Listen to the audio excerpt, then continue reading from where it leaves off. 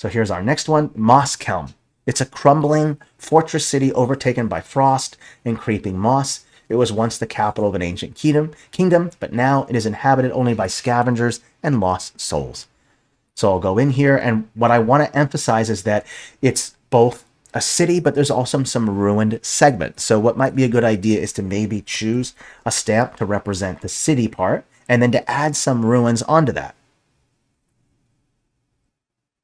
Okay, so let's maybe choose one that I want here.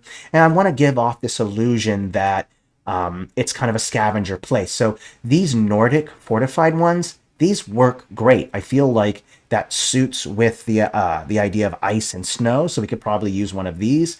I kind of like these towers. This looks nice. But again, I want to focus on scale, so I'll just zoom in here and just see how big it is. That fits to about the same scale as this. If you all want, you can also just memorize the number 23, but I've kind of noticed that sometimes you do have to vary when you set a scale, like a number scale. It might vary, so it might be from 20 to 25 instead of just 23. Just know that you might have to do that. Okay, so let's go ahead and add that location right there. And what I might want to also do is maybe diminish some of the color a little bit so it's not kind of bright. That might kind of give it that more ruined look. When I have this highly saturated, it kind of looks like it's well kept. I don't really think scavenger, right? I kind of think something else. So I'm going to desaturate it a little bit. I'm going to bring up the brightness a little bit. And I might want to bump up the contrast a little bit so it kind of pops out. Bring that saturation down. I think that works really well right there. I think that looks good. And then what I might want to do is add in some ruins around it, because it is a ruined city.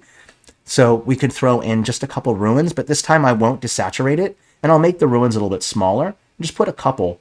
1, 2, 3. Remember the rule, don't have them all be equidistant to each other. All right, make sure that you have a couple going in different areas, like there, like this. And then of course, it's hard to determine the difference between the ground in the city and the ground outside the city. So whenever I feel like the texture doesn't work there, I'll end up trying to change it a little bit. So what I could do is maybe use some different textures here. So I'll select the FG layer. And what I think I'll do instead is I'll just use a gray texture, a flatter gray texture underneath here. That should help to make sure that this kind of pops out a little bit more. And I'll put a little bit underneath the ruins as well. And what that will do is it will help to distinguish between the landscape around it and the building itself. You can now see that there's a very big difference. Like this is maybe trampled ground. There's no need to add those grass textures because the grass has been all trampled by players and by people traveling around that area. So it kind of makes sense, right? So now that we've kind of put that together, we can kind of connect them. Remember, we have our location right here, these Frost Sentinel area. And so what I'll do is I'll look for the gate. Here's the gate, and I'll go ahead and just push this in. Don't forget to add in those curves, those what are called meandering like a river, and just make sure you do a lot of meandering.